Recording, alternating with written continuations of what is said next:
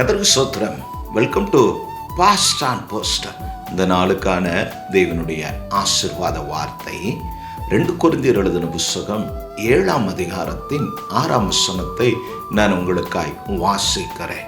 ஆகிலும் சிறுமைப்பட்டவர்களுக்கு ஆறுதல் செய்கிற தேவன் தீத்து வந்ததினாலே எங்களுக்கு ஆறுதல் செய்தார். கிறிஸ்துவில் பிரியமான தேவ ஜனமே, இந்த கால ஓலை உங்கள் யாவருக்கும் எங்களுடைய அன்பின் வாழ்த்துக்கள். இந்த நாள் தேவனுடைய ஆசீர்வாத வார்த்தை கொண்டது உங்களுக்காய் ஜெபித்து உங்களை உற்சாகப்படுத்துவதிலே நான் மிகவும் சந்தோஷப்படுகிறேன்.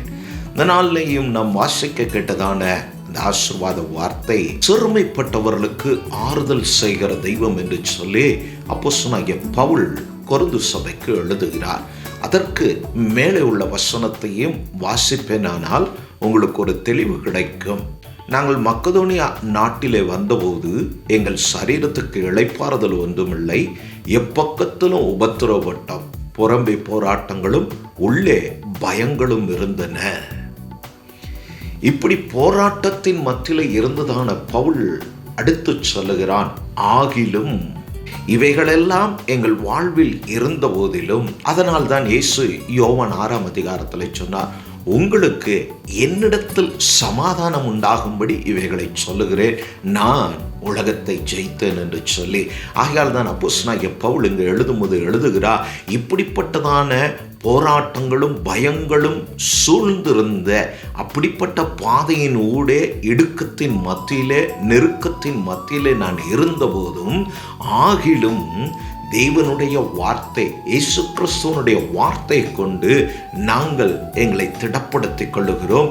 இப்படிப்பட்ட சிறுமைப்படுகிற, இப்படி உபத்திரவப்படுகிற, பயந்து நடுங்குகிறதான, எப்பக்கத்திலும் நெருக்கப்படுகிறதான எங்களுக்கு அவரே ஆறுதல் செய்கிற தெய்வம் என்று சொல்லி அவன் தங்களை திடப்படுத்திக் கொள்ளுகிறார்கள்.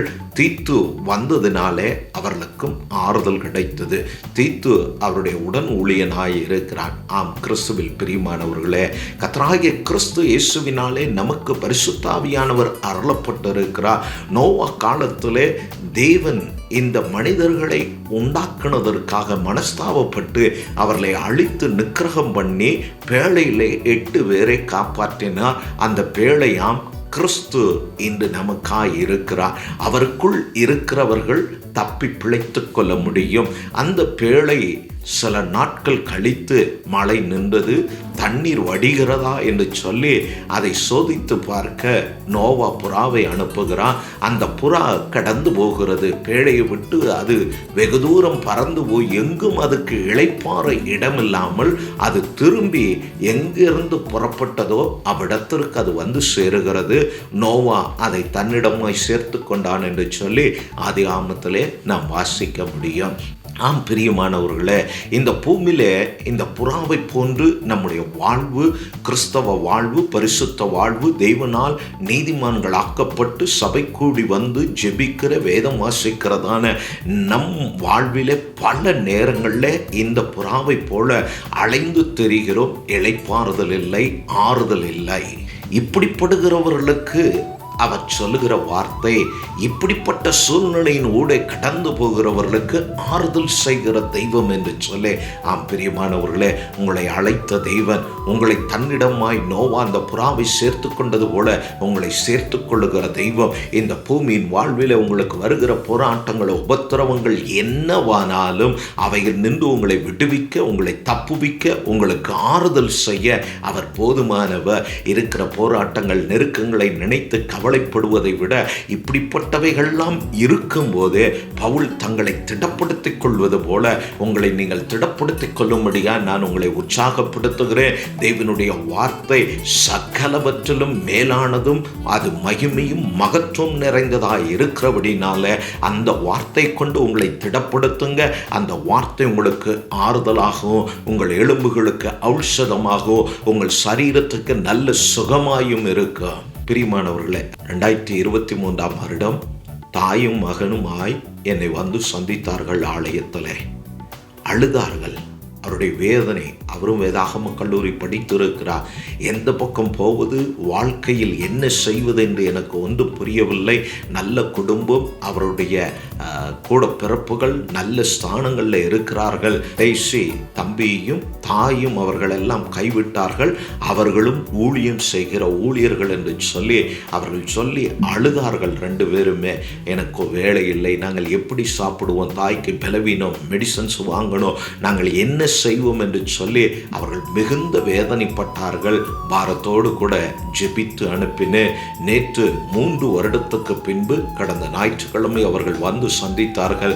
நல்ல வேளையில் இருக்கிறேன் என்று சொல்லி உற்சாகமாய் சந்தோஷமாய் அவர்கள் பார்ப்பதற்கு அன்றுக்கும் இன்றைக்கும் முகத்தில் ஒரு வித்தியாசம் இருந்தது. மனிதனால் அல்ல, தேவனால் நமக்கு ஆறுதல் உண்டாகும். வழியே இல்லை, ஆனாலும் உங்களுக்காக ஒரு வழியை திறந்து உங்களை ஆசிர்வதிக்க, உங்களை நடத்த அவர் போதுமானவரும் ஜீவனுள்ள தெய்வமாய் இருக்கிறார். இன்று மாறாதவர். இப்படி ஒருவருக்காக ஒருவர் நாம் பாரம் கொள்ளுவோம், ஜெபிப்போம், உற்சாகப்படுத்துவோம், தைரியப்படுத்துவோம். இயேசு சீக்கிரம் வரப்போகிறார். இந்த கொஞ்ச நாட்கள் போராட்டத்தில் நாம் சோர்ந்து போய், விலகி போய், விழுந்து போகாமல் இருக்க, இப்படி அப்போஸ்தலனாகிய பவுலை போல ஆறுதலின் தெய்வன் எங்களுக்கு ஆறுதல் செய்ய வல்லவராய் இருக்கிறார் என்று சொல்லி பயங்கள், மரணங்கள், இன்னொரு இடத்துல எழுதும்போது மரணத்தின் பாதையில் அவர் கடந்து போனாலோ இப்பட்ட மரணத்திலிருந்து என்னை தப்புவிக்க வல்லவர் என்று சொல்லி இதே 2 கொரிந்தியர் 1 அதிகாரத்தில் எழுதுகிறார். ஆம் பிரியமானவர்களே, இந்த கால ஓலை நீங்கள் அப்படிப்பட்ட மரணத்தின் ஊடே கடந்து போய் கொண்டு இருக்கலாம். வியாதி படுக்கையின் போராட்டங்களில் இருக்கலாம். உங்களுடைய குடும்ப சூழ்நிலையின் நிமித்தம் மிகுந்த பாரம் கொண்டு இருக்கலாம். இந்த கால ஓலை, இந்த வார்த்தை உங்களுக்கானது என்று சொல்லி நான் உங்களை உற்சாகப்படுத்தி தைரியப்படுத்துகிறேன்.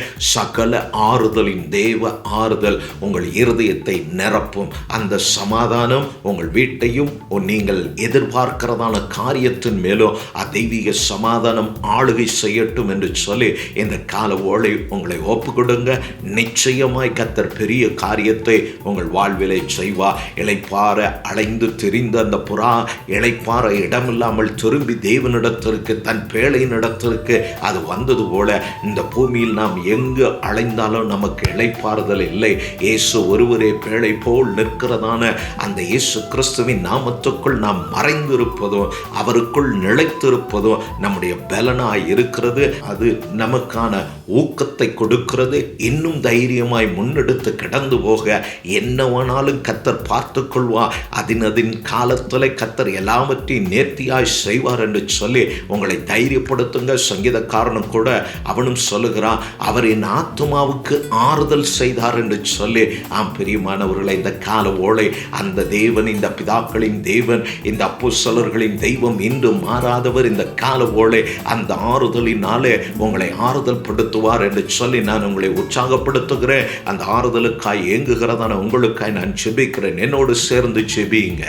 பரலோகத்தின் பிதாவே, சகல ஆறுதலின் தெய்வமே, இந்த கால ஓளைக்காய் சோத்திரம். என்னோடு ஜெபிக்கிற இந்த ஆறுதலை எதிர்பார்த்து ஜெபிக்கிற நம்முடைய பிள்ளைகளுக்காய் நான் ஜெபிக்கிறேன்.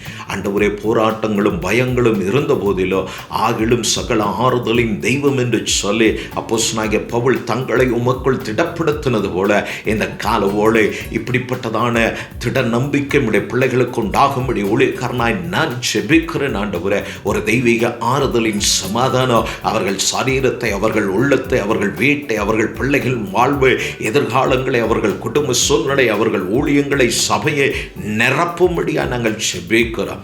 சகல நன்மையும் கிருபையும் உடைய பிள்ளைகளை தொடரட்டும். ஆண்டவரே, கர்த்தாவே, உம்முடைய சமூகம் அவர்களோடு கூட இருக்கட்டும். ஆண்டவரே, மனிதன் தீங்கு நினைத்தாலும், ஆண்டவரே, இந்த உலகம் அவர்களுக்கு பொல்லாப்பு செய்ய நினைத்தாலும், தெய்வம் ஆறுதல் செய்கிற தெய்வமாய் அப்படிப்பட்ட தீங்குக்கும் பொல்லாப்புக்கும் அப்போஸ்தலர்களை காத்தது போல நம்முடைய பிள்ளைகளையும் கர்த்தர் காத்து நடத்தும்படி இந்த கால ஓளை ஜெபிக்கிற இந்த நாளில் அவர்களுக்கு விரோதமாக எழும்புகிற சகல திட்டங்களும் பொய்த்து போக தேவன் இவர்கள் ஆறுதலாய் இருந்து இவர்களை நன்றாய் நடத்தும்படி நம்முடைய கரத்தில் ஒப்பு கொடுக்கிறோம். ஆசீர்வதியும் கிருபையில வையும். நசனாகிய இயேசு கிறிஸ்துவின் நாமத்தினாலே பிதாவே, ஆமென், ஆமென்.